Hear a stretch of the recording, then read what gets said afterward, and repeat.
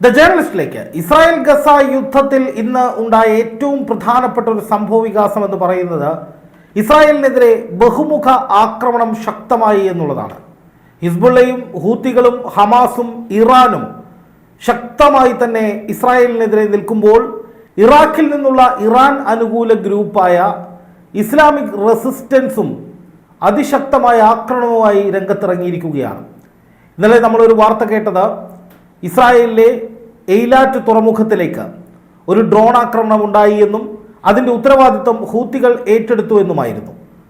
ഹൂത്തികൾ ഈ യുദ്ധരംഗത്തേക്ക് വന്നിട്ട് അല്ലെങ്കിൽ ഇസ്രായേൽ ഗസ യുദ്ധത്തിൽ അല്ലെങ്കിൽ ഇസ്രായേൽ ഹമാസ് യുദ്ധത്തിനിടയിലേക്ക് നിർണായകമായ ഇടപെടലുകളുമായാണ് വന്നത്. അന്താരാഷ്ട്ര തലത്തിൽ തന്നെ ഇതൊരു ആഗോള പ്രശ്നമാക്കി ഉയർത്തിയത് അല്ലെങ്കിൽ മാറ്റിയത് ഹൂത്തികളായിരുന്നു. അതൊരു പുതിയ ഫ്രഷ് ആയിട്ടുള്ള ഒരു നീക്കമായിരുന്നു.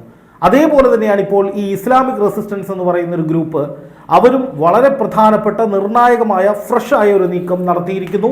സാധാരണഗതിയിൽ ഹമാസോ ഹിസ്ബുള്ളയോ നടത്തുന്ന പോലുള്ള ഒരു നീക്കമല്ല, മറിച്ച് ഇസ്രായേലിൻ്റെ തന്നെ അധീനതയിലുള്ള ഒരു പ്രദേശത്തേക്ക് ഡ്രോൺ ആക്രമണം നടത്തിക്കൊണ്ട് ഞെട്ടിച്ചിരിക്കുകയാണ് ഈ ഇസ്ലാമിക് റെസിസ്റ്റൻസ് എന്ന് പറയുന്ന ഗ്രൂപ്പ്. ഇവരെ സംബന്ധിച്ച് ഇവർ ഇതിനു മുമ്പ് ഇസ്രായേലിന് നേരെ ആക്രമണങ്ങൾ നടത്തിയ ചരിത്രമുള്ള പാർട്ടികളൊന്നുമല്ല. പക്ഷേ ഇപ്പോൾ, അതായത് ഇറാൻ്റെ സൈനിക ഉപദേഷ്ടാവിനെ കൊലപ്പെടുത്തിയതിന് പിന്നാലെ ഇറാൻ ഇസ്രായേലിനെ വെല്ലുവിളിച്ച സാഹചര്യം നിലനിൽക്കെയാണ് ഇറാഖിൽ നിന്നുള്ള ഈ ഗ്രൂപ്പ് ഇസ്രായേലിനുള്ളിലേക്ക് ഒരു ഡ്രോൺ ആക്രമണം നടത്തിയിരിക്കുന്നത്. ഇസ്രായേൽ പിടിച്ചെടുത്ത് വെച്ചിരിക്കുന്ന ഇസ്രായേലിൻ്റെ അധീനതയിലുള്ള ഗോലാൻ കുന്നുകളിലേക്കാണ് ആക്രമണം ഉണ്ടായിരിക്കുന്നത്. ഡ്രോൺ ആക്രമണമാണ് എന്ന് സ്ഥിരീകരിച്ചിട്ടുണ്ട്. അതിൻ്റെ ദൃശ്യങ്ങൾ പുറത്തു വന്നിട്ടുണ്ട്. കെട്ടിടങ്ങളൊക്കെ തകർന്നു കിടക്കുന്ന ദൃശ്യങ്ങളാണ് ഇപ്പോൾ പുറത്തു വന്നിരിക്കുന്നത്.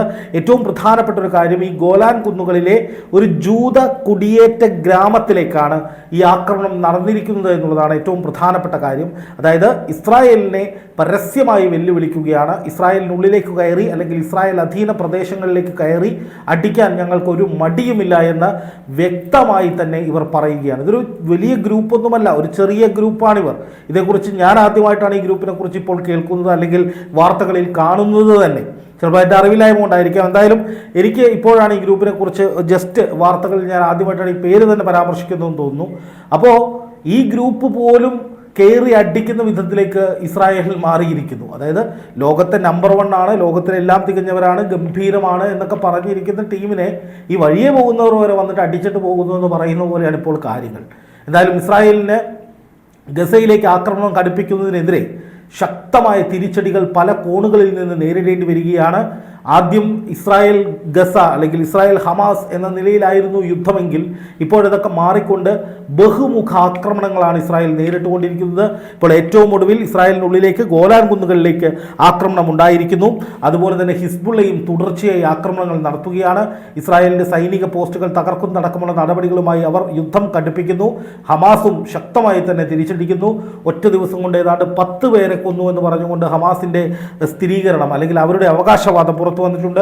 ഹൂത്തികളാണെങ്കിൽ ഡ്രോൺ ആക്രമണവും കഴിഞ്ഞ് ഇനിയും ആക്രമണത്തിന് തയ്യാറാണ് എന്ന് പറഞ്ഞുകൊണ്ട് നിൽക്കുന്നു. അവരുടെ 20,000-ഓളം സായുധ സംഘം ഇങ്ങനെ പരേഡ് നടത്തുന്ന വീഡിയോകളൊക്കെ പുറത്തു വന്നിട്ടുണ്ട്. അപ്പോൾ ഇസ്രായേലിനെതിരായ ഒരു വലിയ നീക്കം പല ഭാഗത്തു നിന്നുണ്ടാകുന്നു. അതിൻ്റെ തുടർച്ചയായാണ് ഇപ്പോൾ ഈ ഗോലാൻ കുന്നുകളിലേക്ക് നടന്ന ആക്രമണം വിലയിരുത്തപ്പെടുന്നത്. അതോടൊപ്പം തന്നെ ലോസ് ഏഞ്ചൽസ് അടക്കമുള്ള പല ഇടങ്ങളിലും അമേരിക്കയിൽ ഉൾപ്പെടെ പലസ്തീന് വേണ്ടിയുള്ള പ്രതിഷേധം അല്ലെങ്കിൽ പലസ്തീന് സമാധാനം വേണം, ഫ്രീ പലസ്തീൻ എന്ന മുദ്രാവാക്യം ഉയർത്തിക്കൊണ്ട് ഇസ്രായേലിനെതിരായ പ്രതിഷേധം ശക്തമായി നടന്നുകൊണ്ടിരിക്കുകയാണെന്നാണ് റിപ്പോർട്ടുകൾ പുറത്തു വരുന്നത്. ലോസ് ഏഞ്ചൽസിലും മറ്റും ഒരു വലിയ ജനക്കൂട്ടം അവിടുത്തെ വിമാനത്താവളത്തിലേക്കുള്ള ഗതാഗതം പോലും തടസ്സപ്പെടുത്തുന്ന വിധത്തിൽ അമേരിക്കൻ സർക്കാരിന് വലിയ പ്രതിസന്ധികൾ ഉണ്ടാക്കുന്ന വിധത്തിൽ സമ്മർദ്ദം കൊടുത്തുകൊണ്ടിരിക്കുകയാണെന്ന വിവരവും പുറത്തു വന്നു. അതേസമയം ബന്ദികളെ വിട്ടുകിട്ടാത്തതിനെ തുടർന്ന് അതിശക്തമായ പ്രതിഷേധമാണ് ഇസ്രായേൽ തുടർന്നുകൊണ്ടിരിക്കുന്നത്.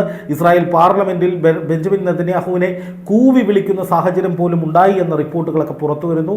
അതായത് ഇസ്രായേൽ ഏകപക്ഷീയമായി യുദ്ധം തുടർന്നുകൊണ്ടിരിക്കുമ്പോൾ അതിശക്തമായി തിരിച്ചടിക്കാൻ വലിയൊരു കൂട്ടായ്മ അല്ലെങ്കിൽ വലിയൊരു കൂട്ടം ചേരൽ പല ഭാഗങ്ങളിലായി ഉണ്ടാകുന്നു എന്നുള്ളതാണ് ഏറ്റവും ഒടുവിൽ പുറത്തു വരുന്ന വിവരം. ഇത് ഇസ്രായേലിൻ്റെ പ്രതിസന്ധി വർദ്ധിപ്പിക്കുമെന്ന കാര്യത്തിൽ സംശയമില്ല.